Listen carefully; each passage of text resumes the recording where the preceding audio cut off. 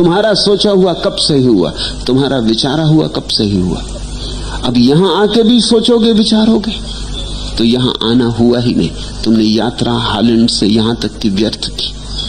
अब यहां सोचो विचारो मत, देखो। देखना अलग बात है, देखना गहरे में उतरना है। सोचना विचारना अपनी अतीत स्मृतियों में जाना है। अतीत में गए कि चूके, क्योंकि तुम्हारा जो अचेतन है वो अभी मौजूद है, यही डुबकी मारनी है। सोचने विचारने वाला आदमी ऐसा है जैसे कोई पानी की सतह पर तैरता है, और देखने वाला आदमी ऐसा है जैसे कोई पानी की गहराई में डुबकी मारता है। गोताखोर बनो। बुद्ध भिक्षाटन को जाते थे। उस ब्राह्मण के घर जाने का अभी कोई ख्याल भी न था, लेकिन अचानक उन्हें दिखाई पड़ा कि उस ब्राह्मण के अचेतन में निश्चय हो गया, संन्यास की किरण पहुंच गई है। एक दिन भगवान उसके निश्चय को देखकर, ध्यान रखना, बुद्ध जैसे व्यक्ति सोचते नहीं देखते हैं। सोचना तो अंधों का काम है, आंख वाले देखते हैं। बुद्ध को दिखाई पड़ा जैसे तुम्हें दिखाई पड़ता है कि वृक्ष के पत्ते हरे, कि एक पीला पत्ता हो गया, कि अब ये गिरने के करीब है। जैसे तुम्हें दिखाई पड़ता है कि दिन है कि रात है, कि सूरज निकला, कि बादल गिर गए, कि वर्षा हो रही। ऐसे बुद्ध को चैतन्य लोक की स्थितियां दिखाई पड़ती। ये निश्चय पक गया, ये आदमी संन्यास्त होने की घड़ी के करीब आ गया।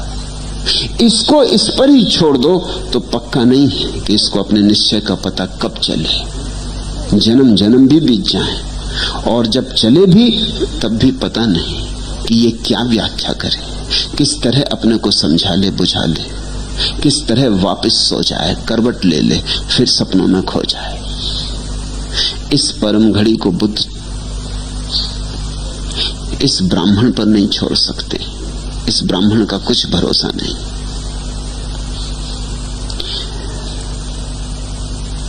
इसलिए स्वयं उसके द्वार पर जाकर रुक गए। गए तो थे भिक्षाटन को, उसके द्वार पर जाने की बात न थी। द्वार पर जाकर खड़े हो गए। उस समय ब्राह्मण घर में बैठकर द्वार की ओर पीठ करके भोजन कर रहा था। ब्राह्मण को तो कुछ पता ही नहीं था क्या होने वाला है, किस घड़ी में मैं आ गया हूं, उसे कुछ पता नहीं। वो तो सामान्य जिससे रोज अपने भोजन के समय भोजन करता होगा, भोजन कर रहा था। द्वार की ओर पीठ किए था। उसे ये भी पता नहीं कि बुद्ध आ रहे। तुम्हें भी पता नहीं कि कब बुद्ध तुम्हारे द्वार पर आते। तुम्हें भी पता नहीं कब तुम्हारे द्वार पर दस्तक देते। जीसस का प्रसिद्ध वचन है, मांगो और मिलेगा, खोजो और पाओगे, खटखटाओ और द्वार खोल दिए जाएंगे। लेकिन साधारण आदमी की दशा इससे ठीक उल्टी है। वो कहता है दो और मैं नहीं लूंगा।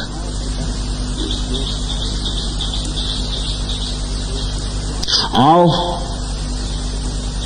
मैं पीठ कर लूंगा। द्वार खटखटाओ, मैं खोलने वाला नहीं। ब्राह्मण को इतना भी पता नहीं कि बुद्ध का आगमन हो रहा है, नहीं तो पीठ किए बैठा होता। इसलिए मैं कहता हूं ये छोटी छोटी बातों में ख्याल करना। तुम में से भी अधिक मेरी तरफ पीठ किए बैठे। इसका मतलब ये नहीं कि तुम पीठ किए बैठे हो सकता है तुम बिल्कुल सामने बैठे हो, मुझे देख रहे हो। लेकिन फिर भी मैं तुमसे कहता हूं, जो मुझे देख रहे हैं उनमें से भी बहुत से पीठ किए बैठे। जो मुझे सुन रहे हैं उनमें से भी बहुत से पीठ किए बैठे। पीठ किए बैठे अर्थात रक्षा कर रहे हैं अपनी।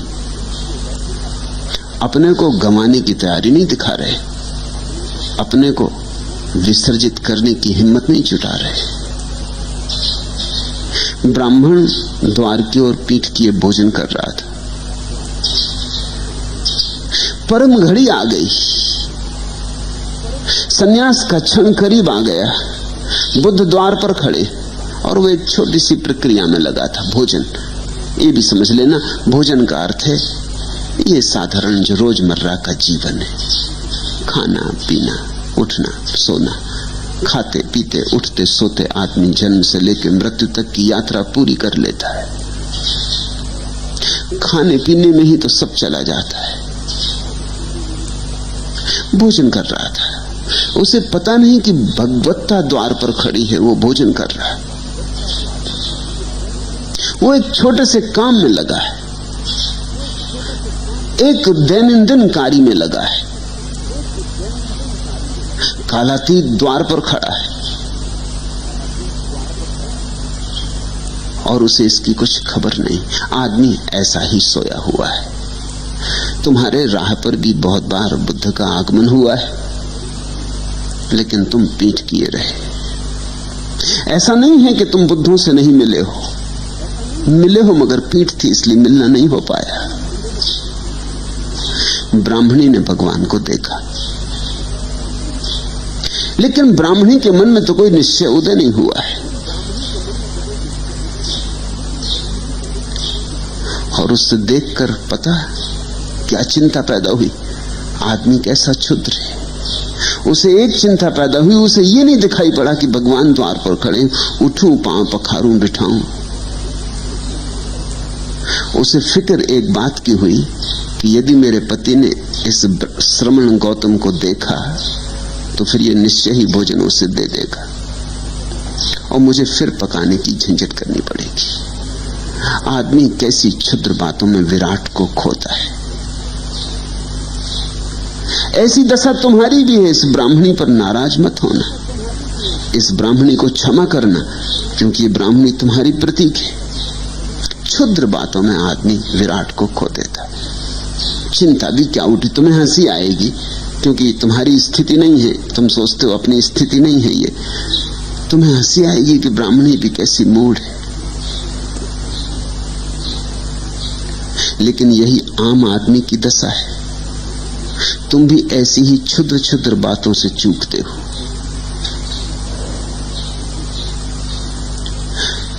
बातें इतनी क्षुद्र होती हैं, लेकिन उनके लिए तुम कारण खूब जुटा लेते हो। ब्राह्मणी को एक फिक्र पैदा हुई कि और एक झंझट द्वार पे आके खड़ी हो गई। अब ये श्रमण गौतम भिक्षा पात्र लिए खड़ा है। यद्यपि बुद्ध भिक्षा मांगने आए नहीं, बुद्ध भिक्षा देने आए। इस ब्राह्मण के मन में एक संकल्प जन्म रहा है, बुद्ध उसे जन्म देने आए। बुद्ध ऐसे आए हैं जैसे कि दाई, इसके भीतर कुछ पक रहा है, इसे सहारे की जरूरत है।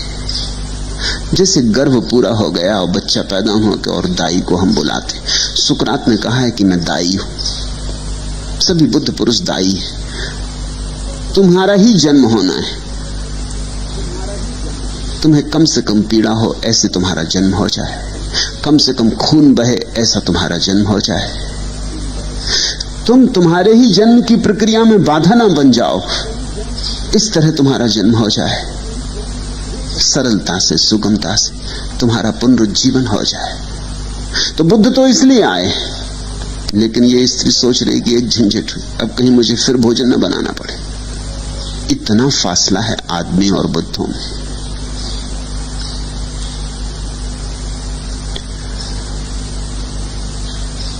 ऐसा सोच वह भगवान की ओर पीट कर अपने पति को छिपाती हुई खड़ी हो गई, जिससे कि ब्राह्मण उन्हें देख ना सके। ऐसा यहां रोज होता है। अगर पत्नी यहां आने में उत्सुक हो जाती, पति अपनी पत्नी को छिपा के सुरक्षा करने लगता है। अगर पति यहां आने में उत्सुक हो जाता है तो पत्नी अपने पति को छिपा के खड़ी हो जाती, रोकने की कोशिश में लग जाती। सौभाग्यशाली है वो जो पति पत्नी दोनों यहां आ गए, नहीं तो एक बाधा डालेगा, क्योंकि उसे डर पैदा होता है कि एक झंझट हुई, अब कहीं कुछ से कुछ ना हो जाए, ये मेरी पत्नी कहीं संन्यास्त ना हो जाए, ये मेरा पति कहीं संन्यास्त ना हो जाए। लोग अपने बेटों को नहीं लाते, मैं ग्वालियर में कई वर्षों पहले सिंधिया परिवार में मेहमान था। विजयराजे सिंधिया ने ही मुझे निमंत्रित किया था, लेकिन जब मैं पहुंच गया और मेरे संबंध में उसने बातें सुनी तो वो डर गई। अब मुझे बुला लिया था तो सभा का आयोजन भी किया, डरते डरते मुझे सुना भी, उसके बेटे ने भी सुना। दूसरे दिन वो दोपहर मुझे मिलने आई।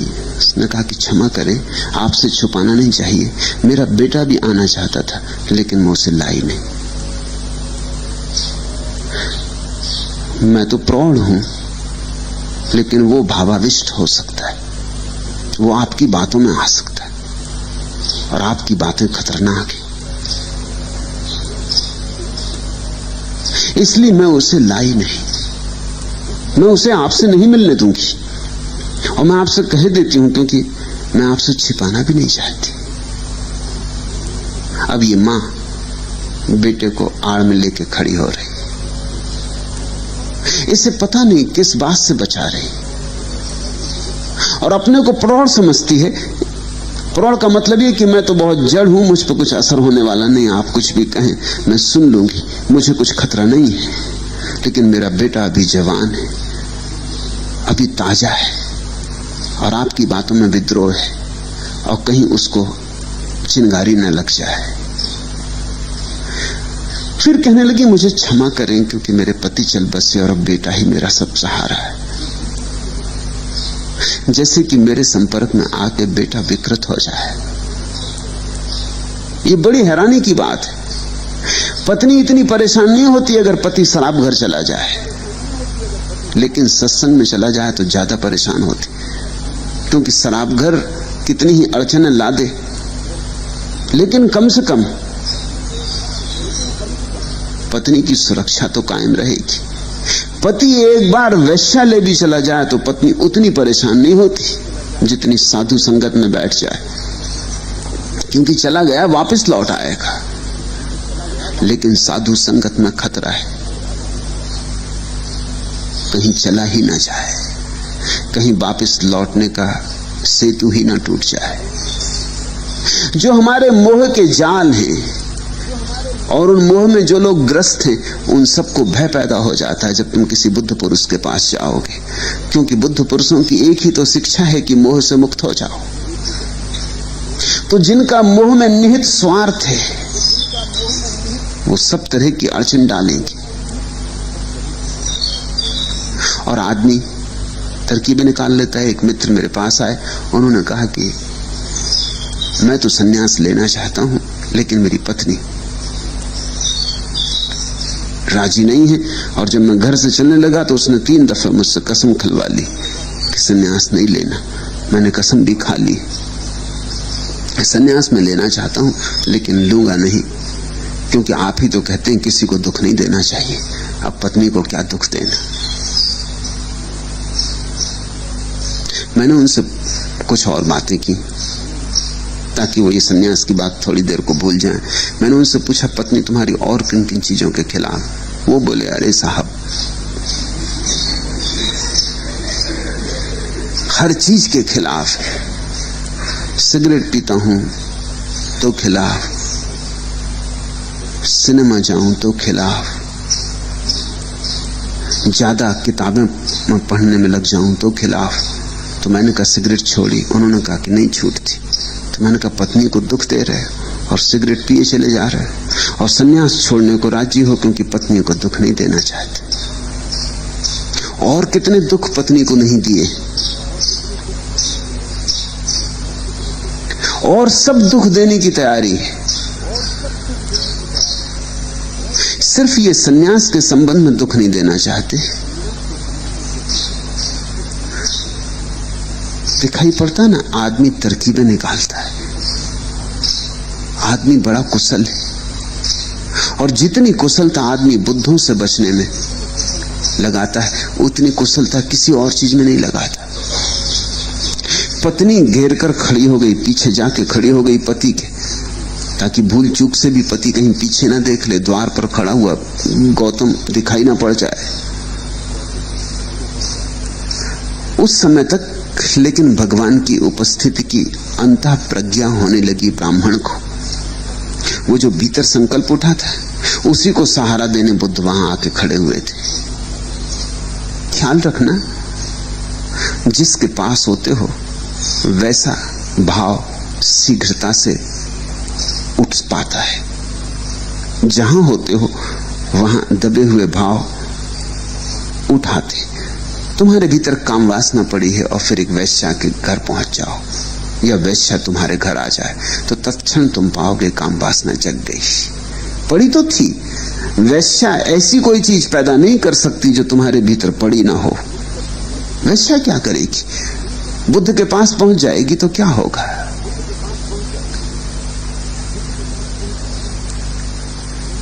लेकिन अगर तुम्हारे पास आ गई तो काम वासना जो दबी पड़ी थी अवसर देखकर, सुअवसर देखकर उमंगने लगेगी, तलहटी से उठेगी, सतह पर आ जाएगी। यही हुआ। बुद्ध वहां आके खड़े हो गए, अभी बोले भी नहीं। उनकी मौजूदगी, उनकी उपस्थिति, उनका अंतःनाद इस व्यक्ति की चेतना को हिलाने लगा। उनकी वीणा इस व्यक्ति के भीतर भी गूंजने लगी। उसके अंतः प्रज्ञा जागने लगी। उसे अचानक बुद्ध की याद आने लगी। अचानक भोजन करना रुक गया। भोजन करने में रस न रहा, एकदम बुद्ध के भाव में डूबने लगा। और जैसे जैसे भाव में डूबा वैसे वैसे उसे वह अपूर्व सुगंध भी नासापुटों में भरने लगी जो बुद्ध को सदा घेरे रहती थी। और चौंका और गहरा डूब गया उस सुगंध में। और जैसे ही सुगंध में और गहरा डूबा उसने देखा कि घर उस कोमल दीप्ति से भर गया है जैसे बुद्ध की मौजूदगी में भर जाता है। वो पीछे लौट के देखने ही वाला था कि मामला क्या है, और तभी पत्नी भी हंस पड़ी। पत्नी इसलिए हंस पड़ी कि ये भी हद हो गई। मैं छिपा के खड़ी हूं इस आशा में कि ये गौतम कहीं और चला जाए भिक्षा मांगने, मगर ये भी हद है कि ये भी डट के खड़ा हुआ है, ना कुछ बोलता ना कुछ चालता, ये भी यहीं खड़ा हुआ, ये भी जाने वाला नहीं है दिखता है। उसे इस स्थिति में जोर से हंसी आ गई। एक तो मैं जिद कर रही हूं कि फिर भोजन न बनाना पड़े, और ये भी जिद किए हुए खड़ा है कि आज बनवा के रहेगा। इसलिए ब्राह्मणी हंस उठी। बुद्ध की अंतः प्रज्ञा, उनकी सुगंध का नासापुटों में भर जाना, उनकी दीप्ति का घर में दिखाई पड़ना, फिर पत्नी का हंसना, तो स्वभाव था उसने पीछे लौट कर देखा। चौंक कर उसने पीछे देखा। उसे तो अपनी आंखों पर क्षण भर को भरोसा ही नहीं आया। किसको आएगा? जिसके पास भी आंख है उसे भरोसा नहीं आएगा। हाँ, अंधों को तो दिखाई ही नहीं पड़ेंगे। ब्राह्मणी को दिखाई नहीं पड़े थे। ब्राह्मणी बिल्कुल अंधी थी। उसके भीतर कोई दबा हुआ स्वर भी नहीं था अज्ञात का। सत्य की खोज की कोई आकांक्षा भी नहीं थी। वो गहन तंद्रा में थी, मूर्छित थी। ब्राह्मण इतना मूर्छित नहीं था। आंख खुलने के करीब थी। ब्राह्मण का ब्रह्म मुहूर्त आ गया था, सुबह होने के करीब थी। झपकी टूटती थी। यह आधी टूट ही चुकी थी। रात जा चुकी थी, नींद भी हो चुकी थी। भोर के पक्षियों के स्वर सुनाई पड़ने लगे थे। ऐसी मध्य की दशा थी ब्राह्मण की। ब्राह्मणी तो अपनी आधी रात में थी, मध्य रात्रि में, जब स्वप्न भी खो जाते हैं और सुसुप्ति महान होती, प्रगाढ़ होती। ब्राह्मणी की अमावस्या थी, अभी अंधेरी रात, लेकिन ब्राह्मण की सुबह करीब आ गई थी। ध्यान रखना, बाहर की सुबह तो सबके लिए एक ही समय में होती, भीतर की सुबह सबके लिए अलग अलग समय में होती। बाहर की रात तो सभी के लिए एक ही समय में होती, लेकिन भीतर की रात सबकी अलग अलग होती। यह हो सकता है कि तुम्हारे पड़ोस में जो बैठा है उसकी सुबह करीब है और तुम अभी आधी रात में हो। ये हो सकता है कि तुम्हारी सुबह आने में भी जन्मों जन्मों की देर हो, और इसलिए तो हम एक दूसरे को समझ नहीं पाते, क्योंकि हमारी समझ के तल अलग अलग होते हैं। कोई पहाड़ से बोल रहा है, कोई घाटी में भटक रहा है, कोई आंखें खोल के देख लिया है, किसी की आंखें सदा से बंद है। तो एक दूसरे को समझना बड़ा मुश्किल हो जाता है, क्योंकि सब सीढ़ी के अलग अलग पायदानों पे खड़े। ये तो झोंक उठा, इसे तो भरोसा नहीं आया। बुद्ध और उसके द्वार पर आकर खड़े पहले कभी नहीं आए थे। जब भी उसे जाना था वो दान देने जाता था। 5 बार वो दान देता था भिक्षु संघ को, वो जाता था, दान कराता था। बुद्ध कभी नहीं आए थे, पहली बार आए। कैसे भरोसा हो? भरोसा हो तो कैसे भरोसा हो? अनेक बार सोचा होगा उसने, प्राणों में संजोई होगी ये आशा कि कभी बुद्ध मेरे घर आए। सोचा होगा कभी आमंत्रित करूं, फिर डरा होगा कि मुझ गरीब ब्राह्मण का आमंत्रण स्वीकार होगा कि नहीं होगा।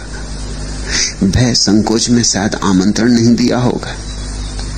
या क्यों कष्ट दूं, क्यों वहां ले जाऊं, क्या प्रयोजन है? जब आना हो मैं ही आ सकता हूं, उन्हें क्यों भटकाऊं? ऐसा सोच के रुक गया होगा। प्रेम के कारण रुक गया होगा, संकोच के कारण रुक गया होगा। बुद्ध आज अचानक बिना बुलाए द्वार पर आकर खड़े हो गए।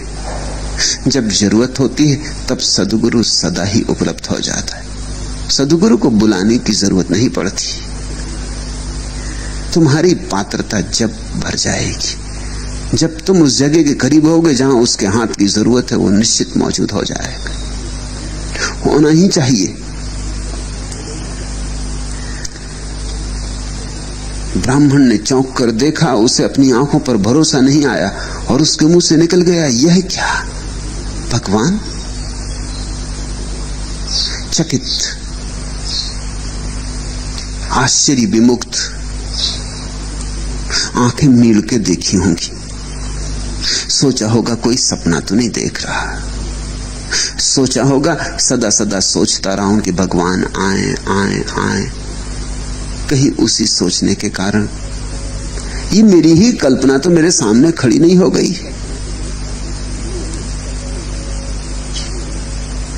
फिर उसने भगवान के चरण छू वंदना की, अवशेष भोजन देकर यह प्रश्न पूछा, हे गौतम, आप अपने शिष्यों को भिक्षु कहते हैं क्यों?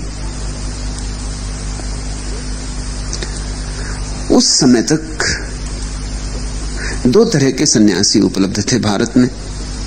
जैन सन्यासी मुनि कहलाता है, हिंदू सन्यासी स्वामी कहलाता है। बुद्ध ने पहली दफे सन्यासियों को भिक्षु का नाम दिया। सन्यास को एक नई भावभंगिमा दी और एक नया आयाम दिया। अब उल्टी दिखती हैं बातें। हिंदू सन्यासी कहलाता स्वामी, मालिक, और बुद्ध ने कहा भिक्षु, भिखारी। उल्टा कर दिया। जैन मुनि मध्य में, न मालिक न भिखारी, मौन है इसलिए मुनि। इसलिए जैनों से हिंदू उतने नाराज नहीं जितने बौद्धों से नाराज हुए। बुद्ध ने सारी चीजें उल्टी कर दी, जैनों को क्षमा कर दिया है। इसलिए जैन हिंदुस्तान में बच सके, लेकिन बौद्ध नहीं बच सके। बौद्धों को तो समाप्त कर दिया, बौद्धों को तो उखाड़ दिया, मारा भी, काटा भी, कढ़ाओं में जलाया भी।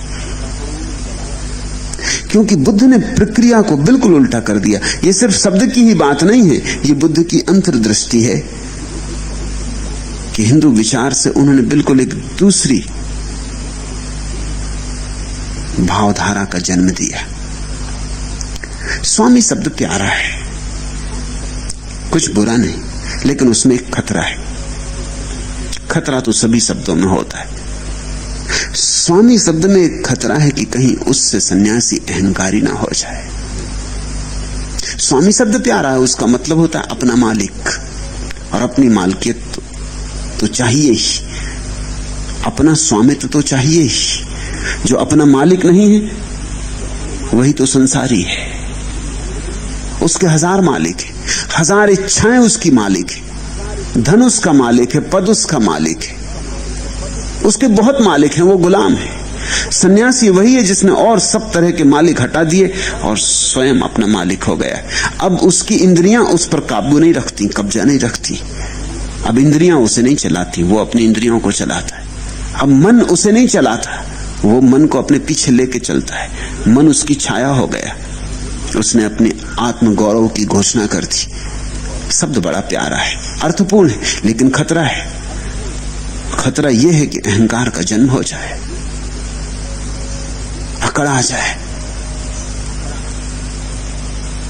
और अहंकार पैदा हो जाए तो परमात्मा से मिलने में बाधा पड़ गई। फिर संसार लौट आया पीछे के दरवाजे से,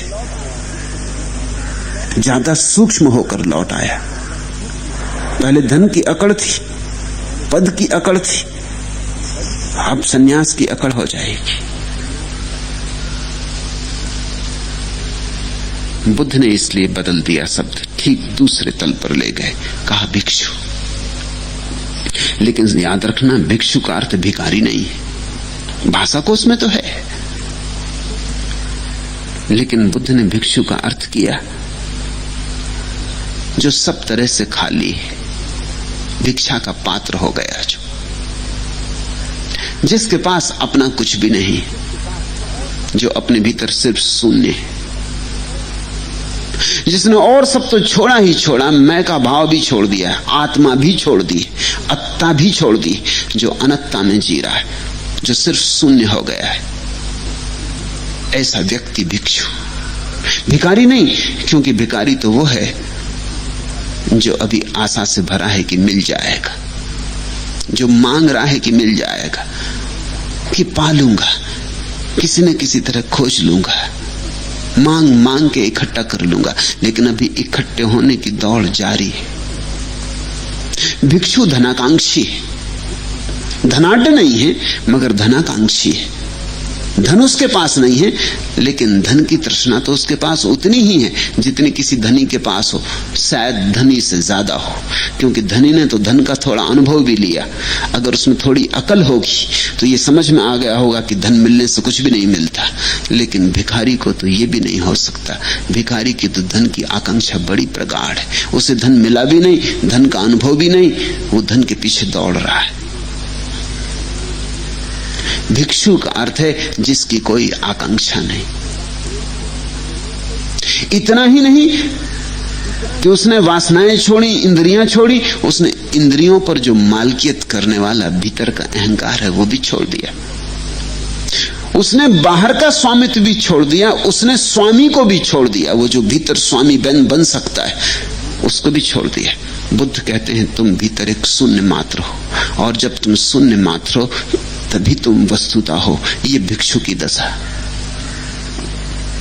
ब्राह्मण ने ठीक ही पूछा, ब्राह्मण है, स्वामी शब्द से परिचित रहा होगा, ये बुद्ध को क्या हुआ कि अपने सन्यासी को भिक्षु कहते हैं? तो उसने पूछा, हे गौतम, आप अपने शिष्यों को भिक्षु क्यों कहते हैं? और ये प्रश्न शायद वो तो सोचता हो कि दार्शनिक है, मगर बुद्ध जानते हैं कि दार्शनिक नहीं है, अस्तित्वगत है। इसलिए बुद्ध आए, उसके भीतर भिक्षु होने की तरंग उठ रही है। उसको भी पता नहीं कि ये प्रश्न क्यों पूछ रहा। तुमको भी पता नहीं होता कि तुम कोई प्रश्न क्यों पूछते हो। तुम्हारे चित्त में घूमता है, तुम पूछ लेते हो, लेकिन तुम्हें उसकी जड़ों का कुछ पता नहीं होता कि कहां से आता है, क्यों आता है। तुम्हें अगर पता चल जाए कि तुमने प्रश्न क्यों पूछा है तो 90 मौकों पर तो प्रश्न हल ही हो जाएगा, इसी के पता चलने में कि मैंने क्यों पूछा है। करीब करीब हल हो जाएगा। अगर तुम अपने प्रश्न के भीतर उतर जाओ और अपने प्रश्न की जड़ों को पकड़ लो तो तुम पाओगे प्रश्न के प्राण ही निकल गए, उत्तर करीब आ गया, किसी से पूछने की जरूरत नहीं रही। इस ब्राह्मण को कुछ पता नहीं है कि ये भिक्षु के संबंध में क्यों प्रश्न पूछ रहा है। अगर तुम इससे पूछते कि क्यों ऐसा पूछते हो तो ये यही कहता कि बहुत बार सोचा मैंने कि सदा सन्यासी को स्वामी कहा गया, बुद्ध क्यों भिक्षु कहते हैं? बस जिज्ञासा बस पूछ रहा हूं। लेकिन बुद्ध जानते हैं ये जिज्ञासा नहीं। अगर ये जिज्ञासा ही होती तो बुद्ध आते नहीं। बुद्ध तो तभी आते हैं जब कुतूहल गया, जिज्ञासा गई और मुमुक्षा पैदा होती। जब कोई वस्तुता उस किनारे आ गया जहां उसे धक्के की जरूरत है, जहां वो अपने से नहीं कूद सकेगा, क्योंकि आगे विराट शून्य है और उस विराट शून्य के लिए साहस जुटाना कठिन है। हे गौतम, आप अपने शिष्यों को भिक्षु क्यों कहते हैं? और फिर कोई भिक्षु कैसे होता है? इसकी अंतः प्रक्रिया क्या है? यह प्रश्न उसके मन में उठा, उसके चेतन तक आया भगवान की मौजूदगी के कारण। शायद उस दिन भगवान उसके द्वार पर आके खड़े न हुए होते तो ये प्रश्न वर्षों रुकता या न पूछता इस जीवन में, शायद कभी न पूछता। ठीक घड़ी में भगवान की मौजूदगी, उसके भीतर तरंग उठती ही उठती थी और भगवान की मौजूदगी और भगवान की विराट तरंग उसकी छोटी सी तरंग को ले गई उठाकर उसके चैतन्य तक पहुंचा दिया। ये धक्का, ये सहारा, यही सद्गुरु का अर्थ है। जो तुम्हारे भीतर धीमा धीमा है उसे त्वरा दे देनी, जो तुम्हारे भीतर कुनकुना है उसे इतनी गर्मी दे देनी कि भाप बनने की क्षमता आ जाए, जो तुम्हारे भीतर सोया सोया है उसे उठा देना, जगा देना, जो तुम्हारे भीतर सरक रहा है अंधेरे अंधेरे में उसे पकड़ के रोशनी में ला देना। ये मौजूदगी से ही हो जाता है। ये सिर्फ बुद्ध जैसे व्यक्ति की उपस्थिति से हो जाता है। तुम बुद्ध के पास जाके ऐसे प्रश्न पूछने लगते हो जो तुमने कभी पहले सोचे भी नहीं थे। तुम बुद्ध के पास जाके ऐसी भाव दशाओं से भर जाते हो जो बिल्कुल अपरिचित है। तुम बुद्ध के पास जाके अपने उन भाव भंगिमाओं से परिचित होते हो जिन्हें तुम जानते भी नहीं थे कि तुम्हारे भीतर हो भी सकती है। बुद्ध की उस अनायास उपस्थिति के मधुर क्षण में, और अनायास था इसलिए और भी मधुर था क्षण। अगर ब्राह्मण निमंत्रण देके लाया होता तो इतना मधुर नहीं होता, क्योंकि इतना आघातकारी नहीं होता। अगर निमंत्रण देके लाया होता तो इतनी चोट करने वाला नहीं होता, इतना अवाक नहीं करता। यह क्या, ऐसा ब्राह्मण नहीं पूछ पाता। जानता कि बुला के लाया हूं इसलिए आए, इसी जानकारी के कारण वंचित रह जाता, निर्दोष नहीं होता। क्योंकि बुद्ध अनायास आ गए हैं, ब्राह्मण को बिल्कुल निर्दोष दशा में पकड़ लिया है, अनायास पकड़ लिया है। और ध्यान रखना, परमात्मा सदा अनायास आता है। तुम जब बुलाते हो तब नहीं आता, तुम्हारे बुलाने से कभी नहीं आता। तुम्हें जब पता ही नहीं होता, तुम जब शांत बैठे हो, खाली बैठे हो, कुछ नहीं बुला रहे, न संसार को बुला रहे, न परमात्मा को बुला रहे, तुम्हारे भीतर कोई पुकार ही नहीं, तुम्हारे भीतर कोई वासना कामना नहीं, तुम्हारे भीतर कोई स्वप्न तरंगे नहीं ले रहा, और अचानक उसके पैरों की आवाज भी नहीं सुनाई पड़ती और वो तुम्हारे सामने आके खड़ा हो जाता है। भगवान सदा ही अनायास आता है। अनायास आने में ही तुम्हारा रूपांतरण है। भगवान तुम्हें सदा जब आता है तो चौंकाता है, विस्मय विमुग्ध कर देता है। तुम्हारी समझ में नहीं पड़ता कि ये क्या हो गया, कैसे हो गया। तुम अबूझ दशा को उपलब्ध हो जाते हो, क्योंकि भगवान रहस्य है। रहस्य बुलाए नहीं जा सकते, निमंत्रण नहीं दिया जा सकता। इस मधुर क्षण में उसके भीतर सन्यास की आकांक्षा का उदय हुआ था। ब्राह्मण को भी दिखाई पड़ा कि कुछ कपता हुआ उठ रहा है, झंझावात कुछ भीतर आ रहा है, कुछ भीतर उमग रहा है जो पहले कभी नहीं उमगा था। कोई बीज फूटा है, अंकुर बना है और अंकुर तेजी से बढ़ रहा है। अचानक उसे दिखाई पड़ा कि मैं भिक्षु होना चाहता हूं, मैं संन्यास्त होना चाहता हूं। वो जो निश्चय भगवान को दिखाई पड़ा था वो ब्राह्मण को भी दिखाई पड़ गया। भगवान की सन्निधि का परिणाम इसलिए सदा से साधु संगत का मूल्य है। साधु संगत में कुछ बाहर से नहीं होगा, होना तो भीतर ही है। जागनी तो तुम्हारी ही ज्योति है, लेकिन जहां बहुत ज्योतियां जगी हों और जहां ज्योति के जगने की बात होती हो, चर्चा होती, महिमा होती हो, जहां जगी हुई ज्योतियां नाचती हो, वहां ज्यादा देर तक तुम बुझे ना रह सकोगे। उस रौ में बह जाओगे, उस नाचती हुई ऊर्जा में। वो क्षण आ जाएगा जब तुम भी नाचने लगोगे। तुम्हारे भीतर भी भभक के उठाएगी तुम्हारी सोई हुई ज्योति।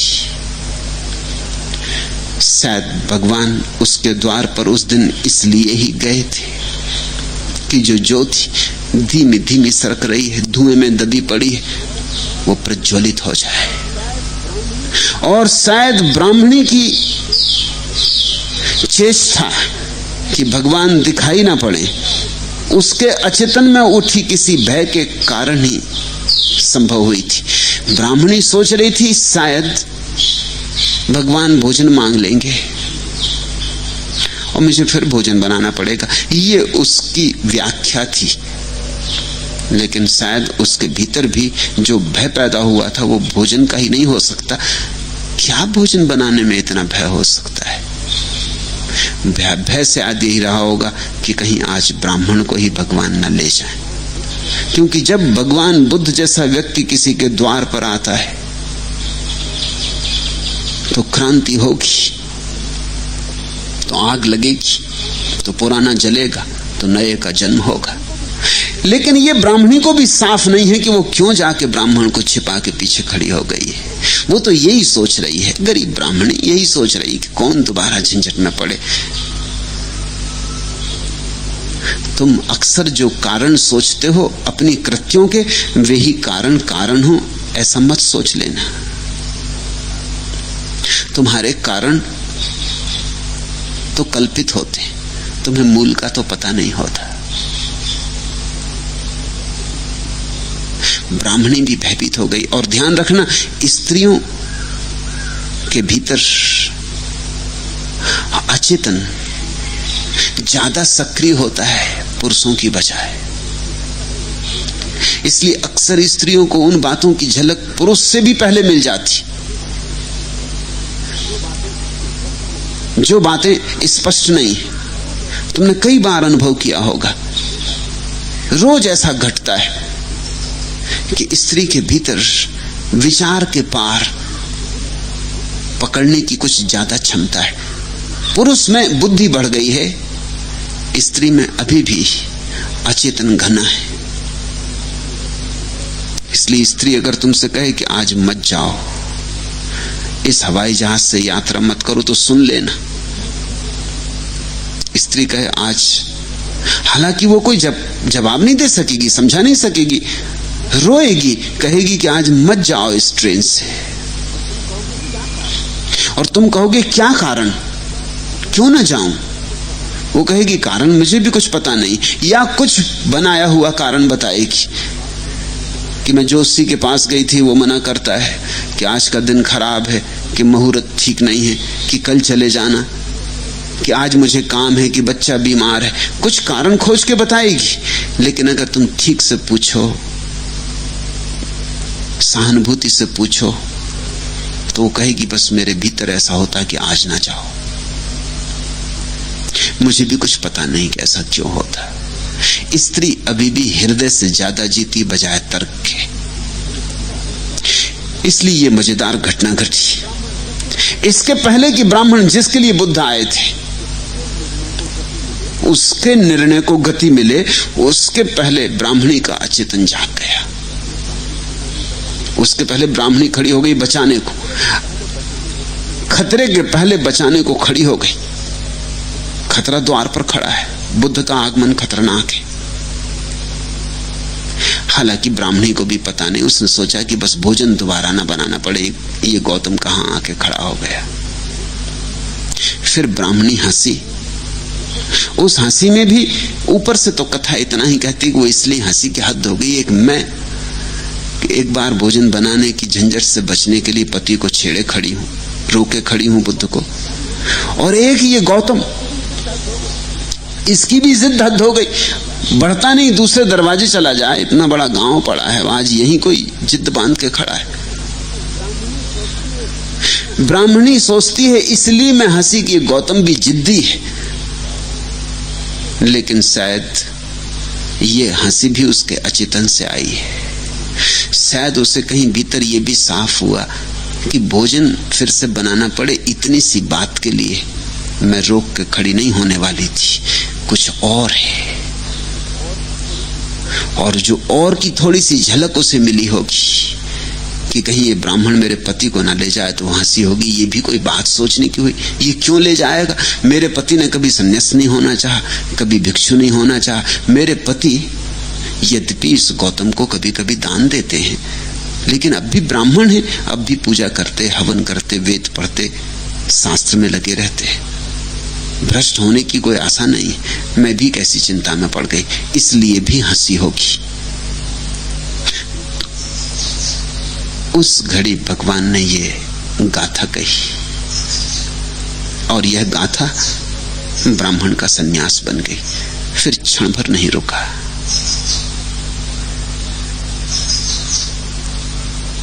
फिर बुद्ध के चरणों में समर्पित हो गया। फिर बुद्ध के पीछे चल पड़ा। और ब्राह्मणी भी जो क्षण भर पहले बुद्ध से बचाने को खड़ी हुई थी, वो भी दीक्षित हुई, वो भी संन्यास्त हुई। उसका प्रेम अपने पति से सिर्फ शरीर के तल का ही नहीं रहा होगा। शरीर के ही तल का होता तो नाराज होती। गहरा रहा होगा, थोड़ा ज्यादा गहरा रहा होगा। और अगर आज पति संन्यास्त होता है और दीक्षा के मार्ग पर जाता है तो ठीक है, वह भी जाएगी निसंकोच निर्भय। जो पति कर रहा है वह भी करेगी। ये चौंकाने वाली बात है कि जो अभी क्षण भर पहले एक बार और भोजन बनाने से परेशान हो रही थी, वो आज पति के साथ भिक्षुणी होने को तैयार हो गई। मनुष्य के भीतर ऐसे द्वंद्व हैं। जो स्त्री तुम्हारे लिए जिंदगी को दूभर बना दे, वही तुम्हारे ऊपर जान भी दे सकती है। जो स्त्री तुम्हारे ऊपर अपने जीवन को निछावर कर दे, क्रोध से भर जाए, तो तुम्हें जहर भी पिला सकती है। प्रेम के रास्ते बड़े उलझे हुए हैं। प्रेम के रास्ते बड़े जटिल। प्रेम का गणित सीधा सीधा नहीं। प्रेम के रास्ते सीधे साफ नहीं है, पगडंडियों की तरह हैं, बड़े उल्टे सीधे जाते। एक क्षण पहले भोजन पकाने में झिझक थी और एक क्षण बाद सब छोड़ के जाने में झिझक न हुई। उस ब्राह्मणी का प्रेम बुद्ध से तो नहीं था, लेकिन अपने पति से था। और इसलिए मैं तुमसे कहता हूं कि प्रेम किसी से भी हो तो परमात्मा तक जाने का मार्ग बन सकता है। अपने पति से प्रेम था, बुद्ध से कुछ लेना देना नहीं था। उसने एक बार भी भगवान की तरह बुद्ध को नहीं सोचा। वो कहती ये गौतम, ये श्रमण गौतम कहां खड़ा हो गया आके। लेकिन पति के प्रति उसका मन वही होगा जो इस देश में सदा से सोचा गया, विचारा गया, जिसके काव्य लिखे गए, जिसकी गीत गाए गए। उसने अपने पति को परमात्मा माना होगा। और जब उसका परमात्मा जाता है तो उसके लिए भी जाना है। जहां उसका परमात्मा जाता है वहां उसे जाना है। जैसे स्त्रियां इस देश में कभी पति की चिता पर चढ़ के सती होती रही, ऐसी इस देश में स्त्रियां कभी पति के साथ संन्यास्त भी हो गई। जिसके साथ राग जाना उसके साथ विराग भी जानेंगे, और जिसके साथ सुख जाना उसके साथ तपश्चर्या भी जानेंगे। साथ एक बार हो गया तो अब सुख हो कि दुख, घर द्वार हो कि रास्ता, साथ हो गया तो साथ हो गया। इस देश ने साथ के बड़े अंतरंग प्रयोग किए। बुद्ध ने कहा, जिसकी नाम रूप पंच स्कंध में जरा भी ममता नहीं, और जो उनके नहीं होने पर शोक नहीं करता, वह भिक्षु कहा जाता है। बड़ी सीधी परिभाषा, गणित की तरह साफ। जिसकी नाम रूप में जरा भी ममता नहीं। नाम रूप का अर्थ होता है मानसिक और शारीरिक। मनुष्य दो अवस्थाओं का पुंज है, मन और शरीर। सूक्ष्म पुंज मन, उसका नाम है नाम। क्योंकि तुम्हारे सूक्ष्म पुंज मन का जो सबसे गहरा भाव है वो है अहंकार में, और जो स्थूल पुंज है शरीर, उसका नाम है रूप। आदमी दो में डोलता रहता, नाम रूप। जिनको हम बड़े बड़े आदमी कहते हैं वो भी इस अर्थ में छोटे ही छोटे होते हैं। जिनको सामान्य जनता बड़े नेता कहती, महात्मा कहती, वो भी साधारणता इन्हीं दो में बंधे होते। और इन दो से जो मुक्त हो जाए वही भिक्षु। परसों मैंने जयप्रकाश नारायण का एक वक्तव्य पढ़ा। उन्होंने बंबई में अपने मित्रों को धन्यवाद देते हुए कहा, जनता को धन्यवाद देते हुए कहा कि मैं जनता का सदा सदा के लिए अनुग्रहित रहूंगा, क्योंकि मेरे देश की जनता ने ही मेरे नाम और यश को दुनिया के कोनों कोनों तक फैला दिया है। जयप्रकाश नारायण जैसा विचारशील व्यक्ति भी नाम और यश उसमें ही बंधा रह जाता है। धन्यवाद भी किस बात का दे रहे हो? इसलिए कि लोगों ने मेरे नाम और यश को दुनिया के कोनों कोनों तक फैला दिया। क्या होगा इससे?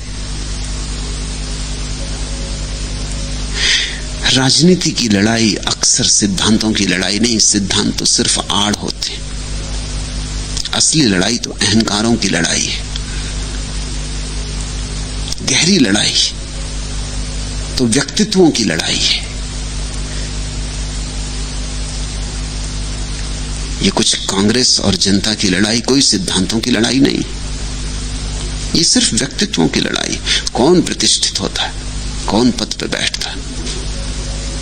और इसीलिए दुश्मन तो दुश्मन होते ही राजनीति में, मित्र भी दुश्मन होते, क्योंकि जो पद पे बैठा है उसके आसपास जो मित्र इकट्ठे होते वो भी कोशिश में लगे हैं कि कब धक्का दे दें। अब जगजीवन राम को मौका मिले तो मुरारजी को धक्का नहीं देंगे, कि चरण सिंह को मौका मिले तो धक्का नहीं देंगे। इनको धक्का नहीं देंगे तो अपनी छाती में छुरा भुक जाएगा। वो जो पास खड़े हैं वो भी धक्का देने को खड़े, वो देख रहे हैं कब जरा कमजोरी का क्षण हो कि दे दो धक्का। राजनीति में शत्रु तो शत्रु होते ही हैं, मित्र भी शत्रु होते हैं। जयप्रकाश नारायण ने मुरारजी को पद पे बिठाया, लेकिन अभी कुछ दिन पहले भोपाल में किसी ने मुरारजी को पूछा कि हमने सुना है कि अब जयप्रकाश नारायण महात्मा गांधी की अवस्था में पहुंच गए, आप क्या कहते? मुरारजी एकदम कहे, नहीं, कोई महात्मा गांधी की अवस्था में कभी नहीं पहुंच सकता। वो अद्वितीय पुरुष थे। और फिर जयप्रकाश नारायण ने ऐसा कोई दावा किया भी नहीं। जरा इसको सूक्ष्म से देखना, जरा ऊपर की धूल को झाड़ के देखना, तुम भीतर बड़े अंगारे पाओगे। पहली तो बात यह कि मुरारजी को महात्मा गांधी अद्वितीय थे या नहीं, इससे कोई प्रयोजन नहीं।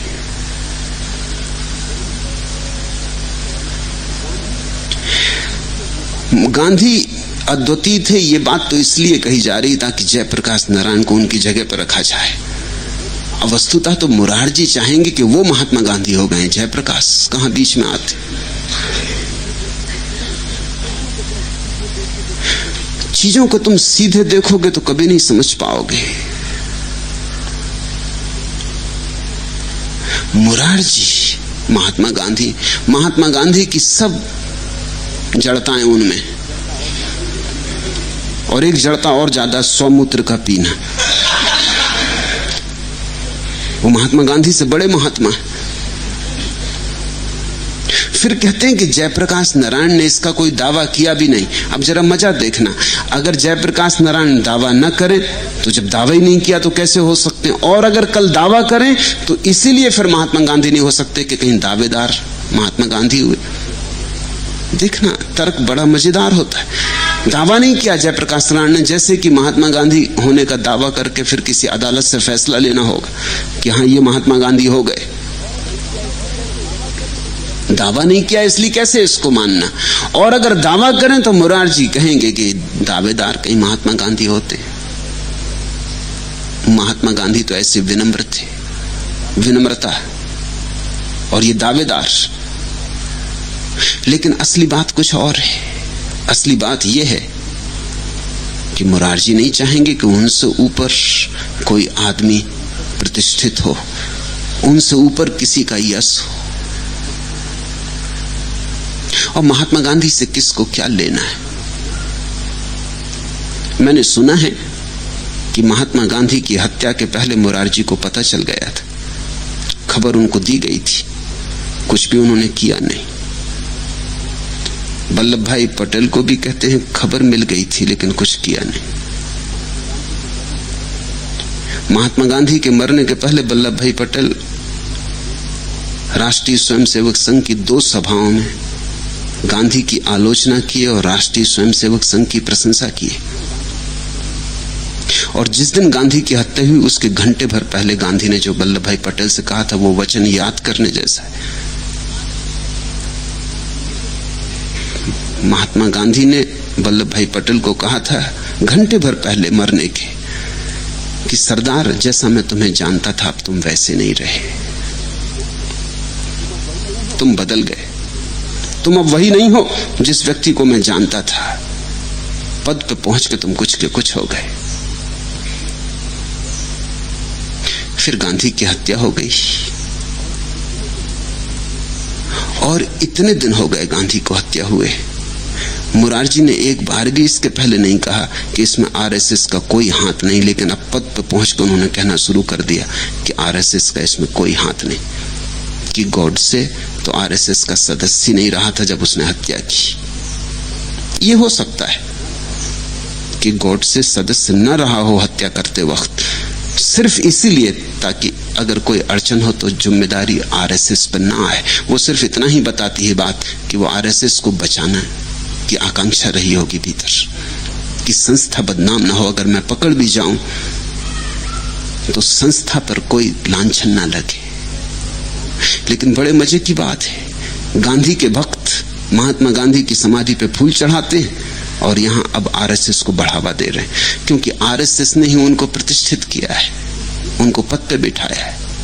इस दुनिया में सारी खोज पद की है, यश की है, नाम की है। किसी को और किसी बात से मतलब नहीं, सबको एक बात से मतलब है कि मैं किसी तरह सिद्ध करके दिखा दूं कि मैं महान हूं। और जो भी व्यक्ति सिद्ध करके दिखाना चाहता है कि महान है, उसके भीतर हीनता की ग्रंथि है, इन्फीरियरिटी कॉम्प्लेक्स है और कुछ भी नहीं। बुद्ध ने कहा जिसके भीतर से नाम रूप की ममता चली जाए, जिससे न तो यश की आकांक्षा हो न पद की आकांक्षा हो, जिसके भीतर सूक्ष्म स्थूल दोनों में से किसी के प्रति कोई लगाव न रह जाए, ऐसा जो ममता से मुक्त है वही भिक्षु है। और पद प्रतिष्ठा नाम रूप सबके खो जाने पर जो शोक ना करे, क्योंकि ये बहुत आसान है। जब तुम पद पे होते हो तब तुम कह सकते हो कि मुझे पद इत्यादि की कोई चिंता नहीं, मुझे पद चाहिए नहीं। पद पर होने वाले लोग अक्सर ऐसी बातें कहने लगते हैं कि हमें पद से क्या, पद में क्या रखा। पद पर जो पहुंच जाते हैं वो अक्सर विनम्रता दिखाने लगते हैं। तुमने अक्सर देखा होगा छोटे पद पर लोग ज्यादा उपद्रवी होते, बड़े पद पर लोग कम उपद्रवी हो जाते, क्योंकि अब प्रतिष्ठा हो ही गई। अब ये मजा भी ले लो साथ में कि हम प्रतिष्ठा से भी मुक्त हैं, हमें कोई यश का कोई लेना देना नहीं है। तुमने देखा पुलिस वाला ज्यादा झंझट खड़ी करता है, इंस्पेक्टर थोड़ी कम, पुलिस कमिश्नर और थोड़ी कम। जितने बड़े पद पर होता आदमी उतनी कम झंझट करता है। मैंने सुना है एक अंधे आदमी, एक अंधा भिखारी राह पर बैठा है, रात है और राजा और उसके कुछ साथी राह भूल गए। वो शिकार करने गए थे, उस गांव से गुजर रहे हैं। कोई और तो जागा नहीं, वो अंधा बैठा है, झाड़ के नीचे अपना एक तारा बजा रहा है। और अंधे के पास उसका एक शिष्य बैठा है, वो उससे एक तारा सीखता है। वो भी भिखारी है, दोनों भिखारी। राजा आया और उसने कहा, सूरदास जी, फला फला गांव का रास्ता कहां से जाएगा? फिर वजीर आया और उसने कहा, अंधे, फला फला गांव का रास्ता कहां जाता है? अंधे ने दोनों को रास्ता बता दिया। पीछे से सिपाही आया, उसने एक रपट लगाई अंधे को कि ए बुढ़े, रास्ता किधर से जाता है? उसने उसे भी रास्ता बता दिया। जब वो तीनों चले गए तो उस अंधे ने अपने शिष्य से कहा कि पहला बादशाह था, दूसरा वजीर था, तीसरा सिपाही। उस शिष्य से पूछने लगा, लेकिन आप कैसे पहचाने, आप तो अंधे हैं? उसने कहा, अंधे होने से क्या होता है? जिसने कहा, सूरदास जी, वो बड़े पद पर होना चाहिए, उसे कोई चिंता नहीं है अपने को दिखाने की, वो प्रतिष्ठित ही है। लेकिन जो उसके पीछे आया उसने कहा, अंधे, अभी उसे कुछ प्रतिष्ठित होना है। और जो उसके पीछे आया वो तो बिल्कुल गया बीता होना चाहिए। उसने एक धप्पे भी मारा, रास्ता पूछ रहा है, और एक धप्पे भी लगाया, वो बिल्कुल गई बीती हालत में होना चाहिए, वो सिपाही होगा। आदमी जब बड़े पदों पर पहुंच जाता तब तो वो ये भी मजा ले लेता है कहने का कि पद में क्या रखा। इसलिए बुद्ध कहते हैं, पहले तो ममता ना हो, और इसका प्रमाण क्या होगा? जब ये चीजें छूट जाएं तो शोक ना हो, तभी असली बात पता चलेगी। दुख ना हो, ममता नहीं थी तो दुख हो ही नहीं सकता, ममता थी तो ही दुख हो सकता है। वही भिक्षु कहा जाता है।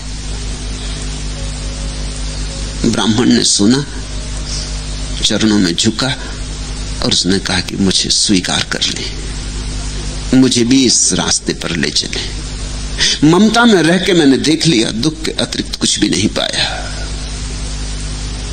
अब मुझे ममता के पार ले चले। ममता शब्द प्यारा है, अर्थपूर्ण है। इसका मतलब होता है मैं भाव। ममता, मम यानी मैं।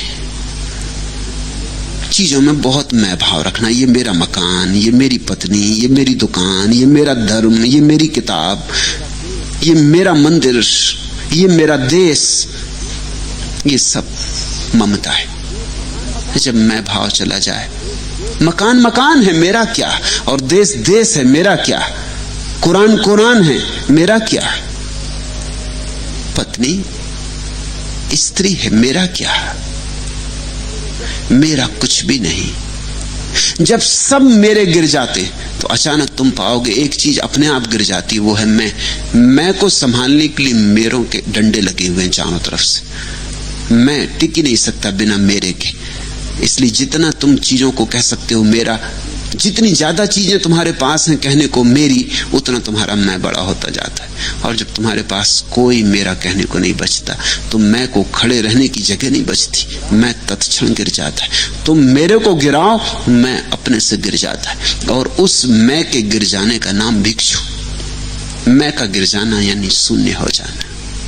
वो जो भिक्षु के हाथ में भिक्षा पात्र है, वो अगर हाथ में ही हो तो बेकार है, वो उसकी आत्मा में होना चाहिए, तभी सार्थक है।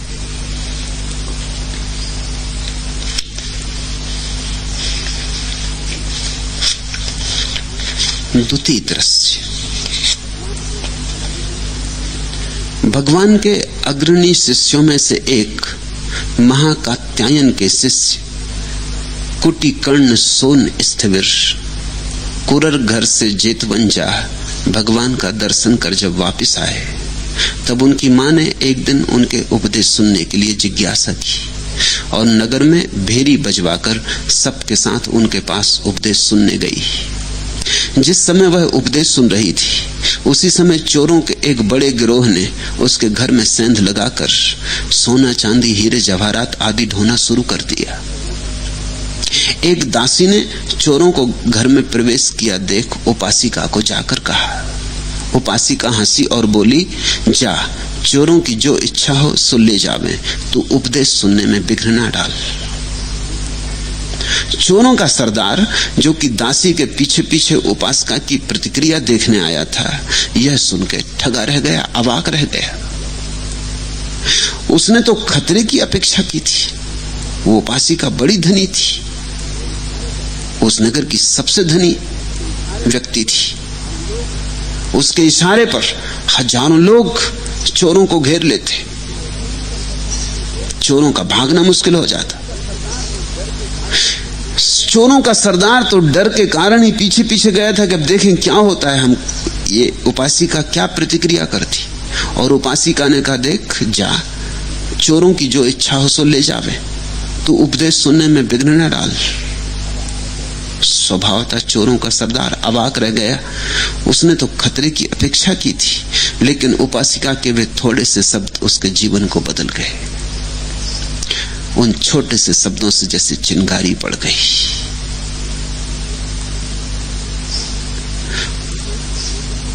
जैसे किसी ने उसे सोते से जगा दिया हो, जैसे एक सपना टूट गया, जैसे पहली बार आंख खुली और सूरज के दर्शन हुए। वह जागा इस सत्य के प्रति कि सोना चांदी हीरे जवाहरात से भी ज्यादा कुछ मूल्यवान जरूर होना चाहिए, अन्यथा हम हीरे जवाहरात ढो रहे हैं। और ये उपासिका कहती, जा चोरों को जो ले जाना हो ले जाने दे, उपदेश में विघ्न मत डाल। जरूर ये कुछ पा रही है जो हीरे जवाहरातों सोना चांदी से ज्यादा मूल्यवान है। ये तो इतना सीधा गणित है। उसने लौटकर अपने साथियों को भी ये बात कही कि हम कूड़ा करकट ढो रहे हैं, सोना वहां लुट रहा है, क्योंकि उपासिका ने कहा, जा ले जाने दे उनको जो ले जाना है, तू उपदेश में विघ्न मत कर। वहां कुछ अमृत बरस रहा है मित्रों, हम भी चलें। वहां कुछ मिल रहा है उस स्त्री को जिसकी हमें कोई भी खबर नहीं। कोई भीतरी संपदा बरसती है, कुछ लुट रहा है वहां, और हम कूड़ा करकट। उन्हें भी बात जची। फिर उन्होंने चुराया हुआ सामान पुनः पूर्ववत रखा और सभी धर्म सभा में आके उपदेश सुनने बैठ गए। वहां उन्होंने अमृत बरसते देखा, वहां उन्होंने अलौकिक संपदा देखी। उसे फिर उन्होंने जी भर के लूटा, चोर ही थे। फिर लूटने में उन्होंने कोई कमी नहीं की, कोई दुकानदार नहीं थे कि लूटने में डरते। उन्होंने दिल भर के लूटा, उन्होंने दिल भर के पिया। शायद जन्म जन्मों से इसी संपदा की तलाश थी, इसलिए चोर बने घूमते थे। फिर सभा की समाप्ति पर वे सब उपासिका के पैरों पर गिर के क्षमा मांगे। चोरों के सरदार ने उपासिका से कहा, आप हमारी गुरु हैं, अब हमें अपने बेटे से प्रवज्ञा दिलवाएं। उपासिका अपने पुत्र से प्रार्थना कर उन्हें दीक्षित कराई। वे चोर अति आनंदित थे और संन्यास्त हो एकांत में वास करने लगे, मौन रहने लगे और ध्यान में डूबने लगे। उन्होंने शीघ्र ही ध्यान की संपदा पाई। भगवान ने ये सूत्र इन्हीं भूतपूर्व और अभूतपूर्व चोरों से कहे थे।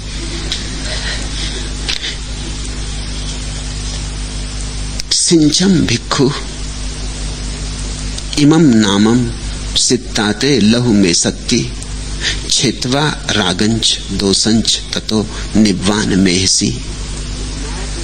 हे भिक्षु, इस नाव को उलीचो, उलीचने पर यह तुम्हारे लिए हल्की हो जाएगी। राग और द्वेष को छिन्न कर फिर तुम निर्वाण को प्राप्त कर लोगे। पंच छिंदे पंच जहे पंच चुत्तरी भावे पंच संगाति गो भिक्खु ओघा तीर्णोति बुच्चति। जो 5 को काट दे, 5 को छोड़े, 5 की भावना करे और 5 के संग का अतिक्रमण कर जाए, उसी को बाढ़ को पार गया भिक्षु कहते। नत्थि झानम अपंजस्य पंजा नत्थि अजायतो यम्ही झानंच पंजा चाह सवे निवान संगिते। प्रज्ञाहीन मनुष्य को ध्यान नहीं होता, ध्यान न करने वाले को प्रज्ञा नहीं होती। जिसमें ध्यान और प्रज्ञा है वही निर्वाण के समीप है। पहले घटना को समझिए। भगवान के अग्रणी शिष्यों में से एक महाकात्यायन के शिष्य कुट्टिकर्ण सोन कुरर घर से जेतवंजा भगवान का दर्शन कर जब वापस आए, तब उनकी मां ने एक दिन उनके उपदेश सुनने के लिए जिज्ञासा की और नगर में भेरी बजवा कर सबके साथ उनके पास उपदेश सुनने गई। ऐसे थे वे दिन। बुद्ध की तो महिमा थी ही। बुद्ध के दर्शन करके भी कोई अगर लौटता था तो वह भी महिमावान हो जाता था। ऐसे ही जैसे कोई फूलों से भरे बगीचे से गुजरे तो उसके वस्त्रों में फूलों की गंध आ जाती, ऐसे ही कोई बुद्ध के पास से आए तो उसमें थोड़ी सी तो गंध बुद्ध की समा ही जाती। तो ये कुट्टिकर्ण सोन अपने गांव से बुद्ध के दर्शन करने को गए। वहां से जब लौटे वापस तो उनकी मां ने कहा, तुम धन्यभागी हो, तुम बुद्ध के शिष्य महाकात्यायन के शिष्य हो, तुम महाधन्यभागी हो, तुम बुद्ध के दर्शन करके लौटे। हम इतने धन्यभागी नहीं। चलो, हमें फूल न मिले तो फूल की पाखुरी मिले। तुम जो लेके आए हो हमसे कहो। सूरज के दर्शन शायद हमें ना हो, तुम जो थोड़ी सी ज्योति लाए हो उस ज्योति के दर्शन हमें कराओ। तो उसने प्रार्थना की कि तुमने जो सुना हो वहां वो दोहराओ, हमसे कहो। और दूसरी बात, वह अकेली सुनने नहीं गई। उसने सारे गांव में भेरी फिरवा दी और कहा, कुट्टिकर्ण बुद्ध के पास होकर आए, थोड़ी सी बुद्धत्व की संपदा लेकर आए, वे बांटेंगे, सब आए। ऐसे थे वे दिन।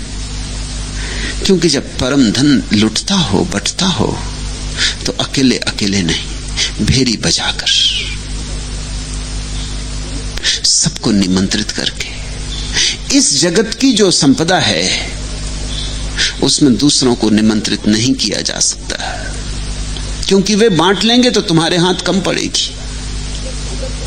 उस जगत की जो संपदा है, अगर तुमने अकेले ही उसको अपने पास रखना चाहा तो मर जाएगी, मुर्दा हो जाएगी, सड़ जाएगी, तुम्हें मिलेगी ही नहीं।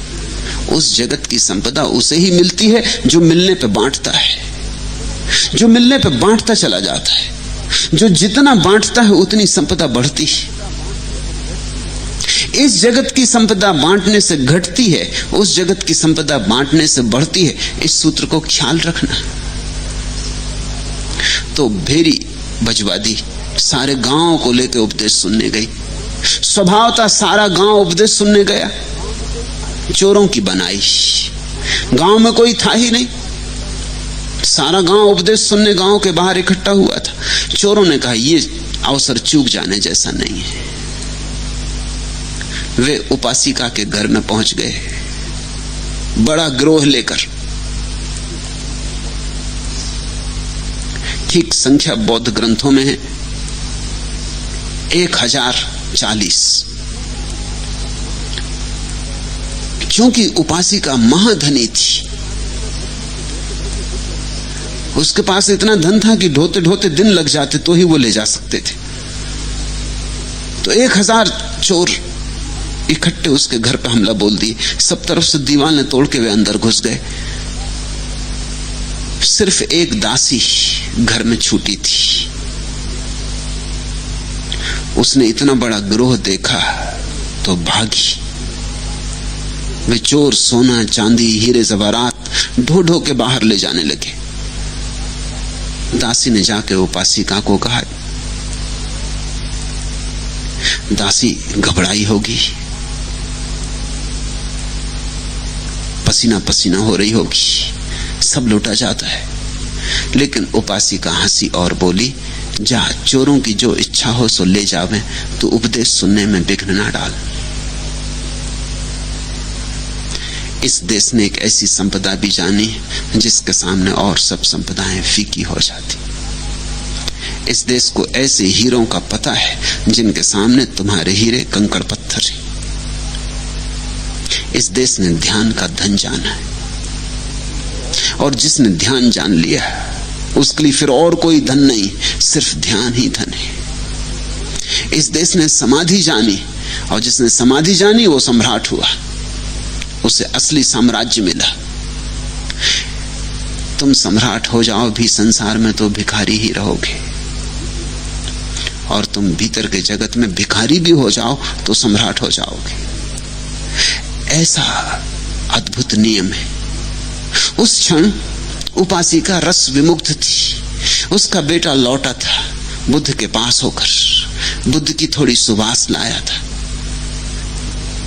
बुद्ध का थोड़ा रंग लाया था, बुद्ध का थोड़ा ढंग लाया था। वो जो कह रहा था उसमें बुद्ध के वचनों की भनक थी। वो लवलीन होकर सुनती थी, वो पूरी डूबी थी। वो किसी और लोक की तरफ आंख खोले बैठी थी। उसे किसी विराट सत्य के दर्शन हो रहे थे।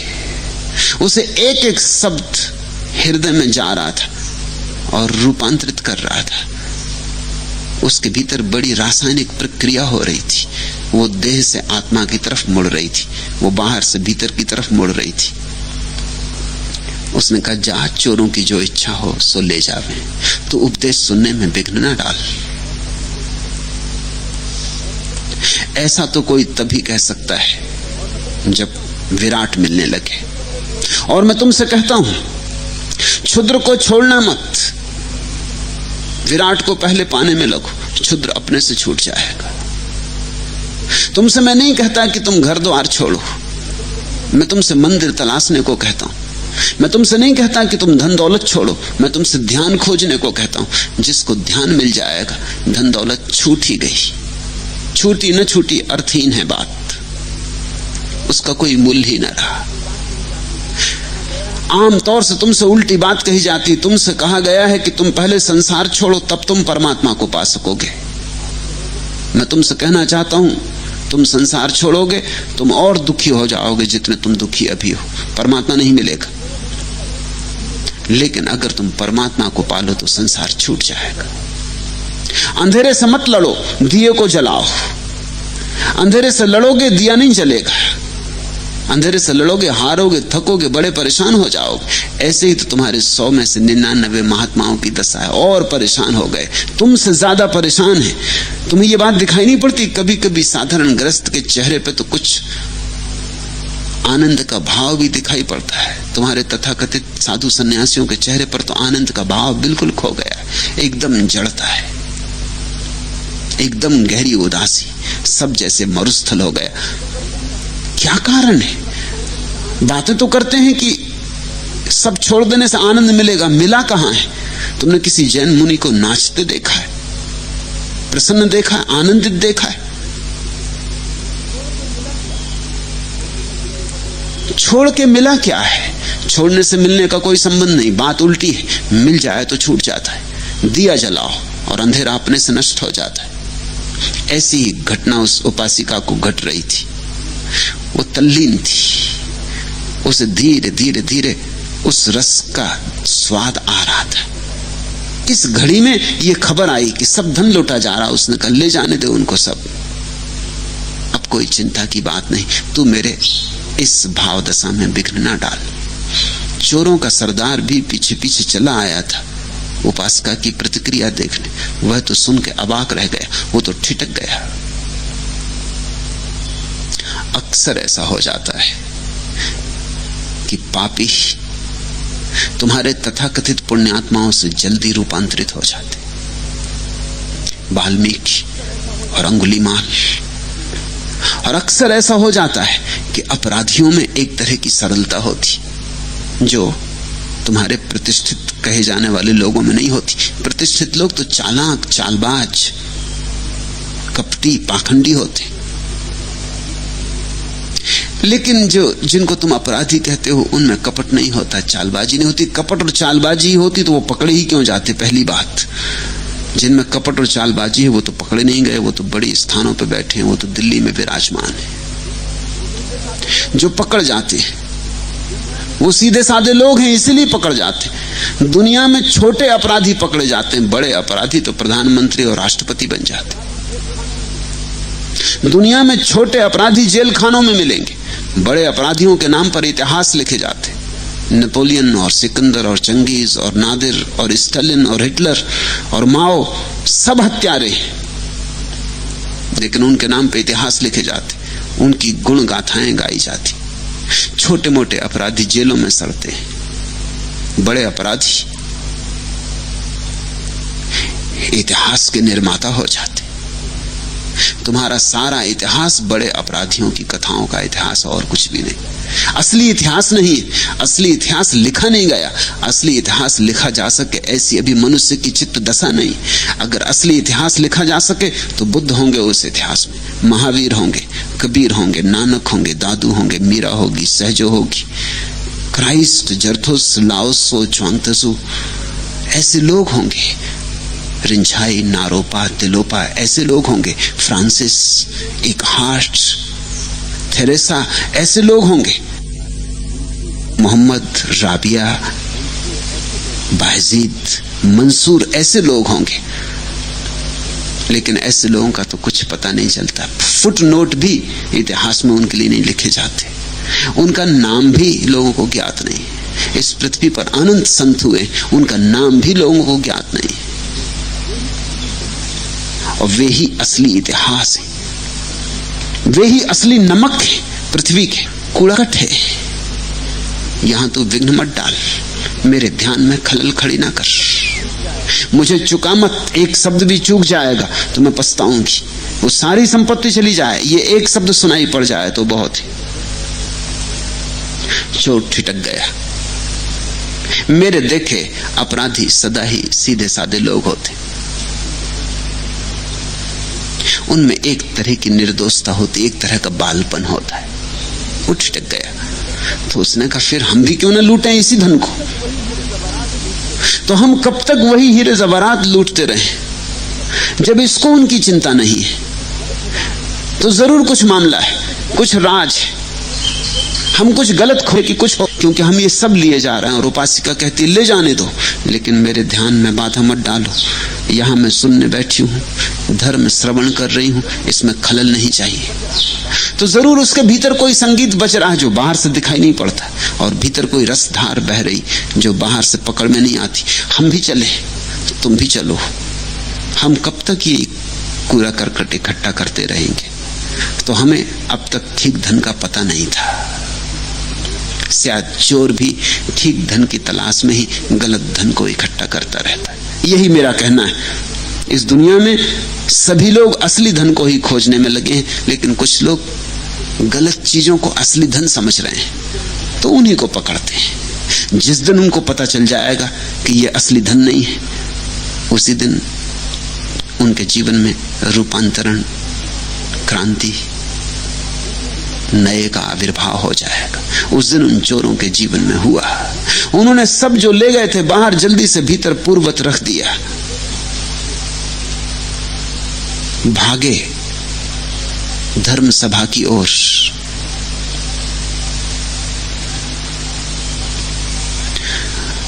सुना, पहली बार सुना, कभी धर्म सभा में गए ही नहीं थे।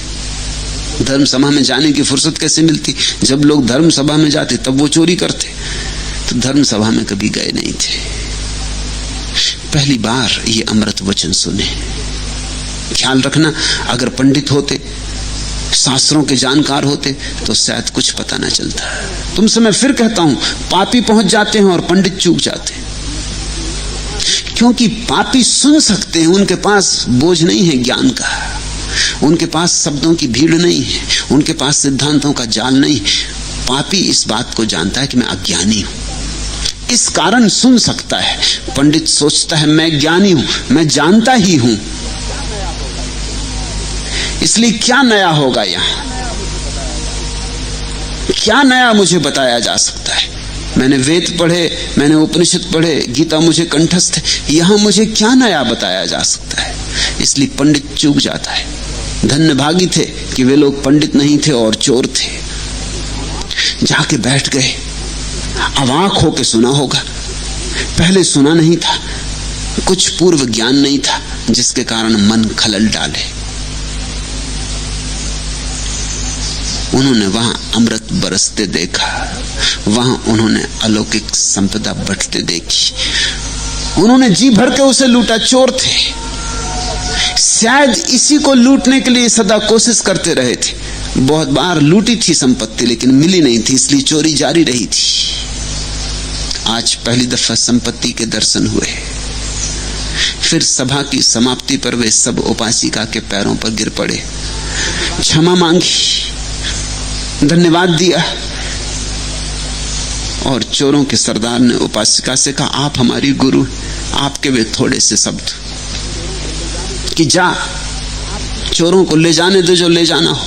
आपकी वो हंसी और आपका वो निर्मल भाव और आपकी वो निर्वासना की दशा और आपका ये कहना कि मेरे धर्म सवरण में बाधा न डाल, हमारे जीवन को बदल गई। आप हमारी गुरु हैं, अब हमें अपने बेटे से प्रवृत्तियां दिलाएं। हम सीधे न मांगेंगे सन्यास, हम आपके द्वारा मांगेंगे। आप हमारी गुरु हैं। उपासिका अपने पुत्र से प्रार्थना कर उन्हें दीक्षित कराई। वे चोर अति आनंदित थे। उनके जीवन में इतना बड़ा रूपांतरण हुआ, आनंद की बात थी। जैसे कोई अंधेरे गर्त से एकदम आकाश में उठ जाए, जैसे कोई अंधेरी खाई खड्डों से एकदम सूर्य से मंडित शिखर पर बैठ जाए, जैसे कोई जमीन पे सरकता सरकता अचानक पंख पा जाए और आकाश में उड़े। उनके आनंद की कोई सीमा नहीं थी, क्योंकि कोई चोरी करता रहे, कितनी ही चोरी करे, कितना ही कुशल हो, कितना ही सफल हो, कितना ही धन इकट्ठा करे, चोरी काटती भीतर, चोरी दंश देती। कुछ मैं बुरा कर रहा हूं, ये पीड़ा तो घनी होती, पत्थर की तरह छाती पे बैठी रहती। चोर जानता है, चोर नहीं जानेगा तो कौन जानेगा कि कुछ गलत मैं कर रहा हूं। कि करता है, करता चला जाता है, जितना करता है उतना ही गलत का बोझ भी बढ़ता जाता है। आज सब बोझ उतर गया।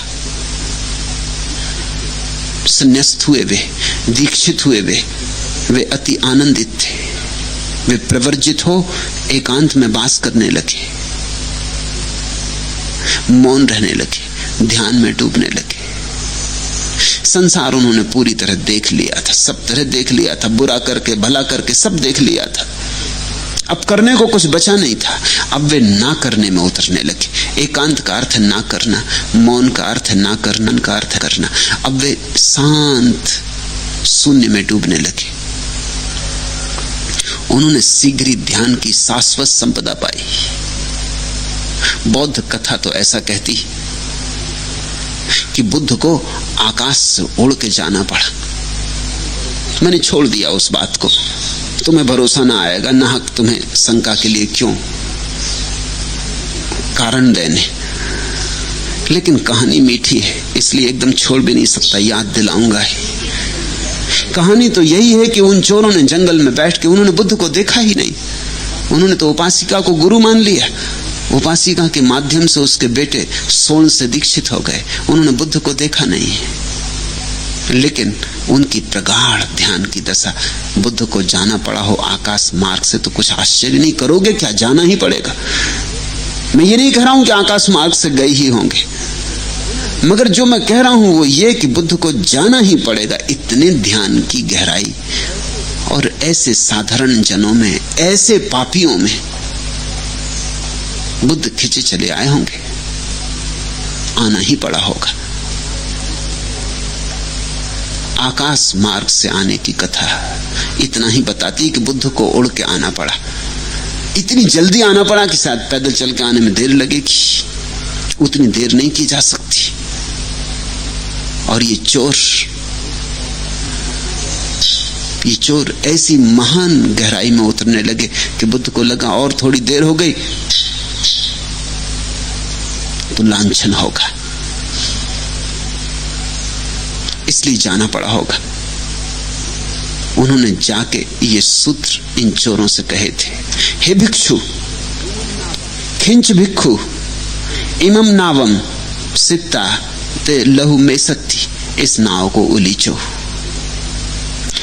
उलीचने पर यह तुम्हारे लिए हल्की हो जाएगी। किस नाव की बात कर रहे हैं? ये जो मन की नाव है, इसको उलीचो, इसमें कुछ न रह जाए, इसमें कामना ना हो, वासना ना हो, महत्वाकांक्षा ना हो, इसमें मन ना हो, इसमें प्रार्थना ना हो, इसमें विचार ना हो, इसमें भाव ना हो,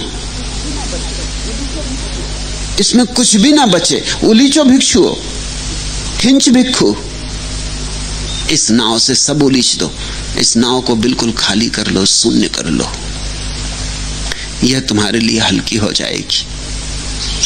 राग और द्वेष को छिनकर फिर तुम निर्वाण को प्राप्त हो जाओगे। ये नाव हल्की हो जाए, इतनी हल्की कि इसमें कोई वजन ना रह जाए, तो इसी क्षण निर्वाण उपलब्ध हो जाता है। शून्य मन का ही दूसरा नाम है निर्वाण। जहां मन शून्य है वहां सब पूर्ण है, जहां मन भरा है वहां सब अधूरा है। की भावना करे भिक्षुओं और 5 के संग का आत्मरण कर अतिक्रमण कर जाए भिक्षुओं, उसी को बाढ़ को पार गया भिक्षु कहते हैं, वही उस पार चला गया। ये 5 क्या है? जो 5 को काट दे भिक्षुओं, पंच छिंदे, 5 चीजें बुद्ध ने काटने योग कही हैं। सतकाय दृष्टि कि मैं शरीर हूं, विचिकित्सा संदेह, श्रद्धा का अभाव, सील व्रत परामर्श, दूसरों को सलाह देना सील और व्रत की और स्वयं अनुगमन न करना। यह पालूं वह पालूं, ऐसा हो जाऊं वैसा हो जाऊं, व्यापात और सदा व्यस्त, कभी क्षण भर को विराम नहीं। ये 5 चीजें छेद देने जैसी हैं, इनको छेद पंचक कहा। फिर 5 को छोड़ दे जो, हे पंचक, रूप राग, अरूप राग, मान, औद्धत्य और अविद्या। रूप का आकर्षण, पानी पे उठे बबूले जैसा है रूप। सुबह फूल खिला सांझ गया, अभी कोई सुंदर था, युवा था, अभी बूढ़ा हो गया। अरूप राग, लोगों वो हो गई। ऐसे लोग भी हैं जो रूप से राग छोड़ देंगे तो अरूप के राग में पड़ जाएंगे, वो भी छूट जाना चाहिए। मान, अहंकार, औद्धत्य, जिद, हठ और अविद्या। अविद्या का अर्थ है स्वयं को न जानना। इन 5 को हे पंचक, और फिर 5 को कहा है भावना, इनकी भावना करनी। भाव्य पंचक, श्रद्धा, वीर्य, स्मृति, समाधि और प्रज्ञा। श्रद्धा एक सरल भरोसा अस्तित्व पर, स्वयं पर, जीवन पर। वीर्य ऊर्जा, वीर्य स्मृति, होश पूर्वक जीना चाहिए, एक एक बात को स्मरण पूर्वक करना चाहिए। समाधि समाधान चित्त की दशा, जहां कोई समस्या न रही, कोई प्रश्न न रहे, उत्तर की कोई तलाश न रही, जहां सब विचारों की तरंगें शांत हो गई, जहां मन न रहा, मनन न रहा तो मन न रहा। समाधि और प्रज्ञा, और जहां समाधि घटती है वहीं तुम्हारे भीतर अंतः प्रज्ञा का दिया जलता है। ये 5 भावने योग्य हैं और उलंघ पंचक, और 5 का अतिक्रमण कर जाना है राग, द्वेष, मोह, मान, मिथ्या दृष्टि होती है। जिसमें ध्यान और प्रज्ञा है वही निर्वाण के समीप है। ये 2 शब्द बड़े बहुमूल्य हैं, ध्यान और प्रज्ञा। ऐसा समझो कि दिया जलाया तो दिए का जलना तो ध्यान है, और फिर जो रोशनी दिए की चारों तरफ फैलती है वह प्रज्ञा। ये संयुक्त है। इसलिए बुद्ध कहते हैं नत्थि झानम अपंजस, प्रज्ञाहीन मनुष्य को ध्यान नहीं होता। क्योंकि ऐसी तुमने कोई ज्योति देखी जिसमें प्रभा ना हो? बिना प्रभा की ज्योति कैसे होगी? प्रभाहीन ज्योति नहीं होती। जहां दिया जलेगा वहां रोशनी भी होगी। ऐसा नहीं हो सकता कि दिया जले और रोशनी ना हो। इससे उल्टा भी नहीं हो सकता। ज्ञाहीन को ध्यान नहीं और ध्यान न करने वाले को प्रज्ञा नहीं। ध्यान और प्रज्ञा ऐसे ही जुड़े हैं जैसे मुर्गी और अंडा। बिना मुर्गी के अंडा नहीं, बिना अंडे के मुर्गी नहीं। इसलिए बुद्ध कहते हैं कि तुम ये मत पूछो कि पहले क्या पीछे क्या, वो दोनों साथ साथ हैं, संयुक्त हैं, युगपत घटते हैं। जिसमें ध्यान और प्रज्ञा है वही निर्वाण को उपलब्ध हो जाता है। निर्वाण यानी उसका अंधेरा मिट जाता है, उसके जीवन में फिर रोशनी ही रोशनी हो जाती। इन भिक्षुओं को जो कभी चोर थे, बुद्ध ने ये अभूतपूर्व वचन कहे। वे करीब पहुंच रहे थे, आखिरी क्षण आ रहा था, नाव को भावना कर। उस आखिरी घड़ी में बुद्ध के सहारे की जरूरत थी। उस सदगुरु के सहारे की जरूरत दो जगह सर्वाधिक है, पहली घड़ी में और अंतिम घड़ी में। मध्य का मार्ग इतना कठिन नहीं है। पहली घड़ी कठिन, अंतिम घड़ी कठिन, और ये दोनों घटनाएं दोनों के संबंध में। पहली घड़ी के संबंध में ब्राह्मण भोजन करने बैठा, उसके भीतर निश्चय का उदय हो रहा है और बुद्ध का जाना, वो पहली घड़ी थी। वहां पहला धक्का चाहिए। एक दफा आदमी चल पड़े तो चलता जाता है। और ये दूसरी घटना आखिरी घड़ी की। वे चोर ध्यान में गहरे उतरते उतरते समाधि के करीब पहुंच रहे हैं। ये सूत्र तुम्हारे जीवन में भी ऐसी ही क्रांति ला सकते हैं। आज इतना ही।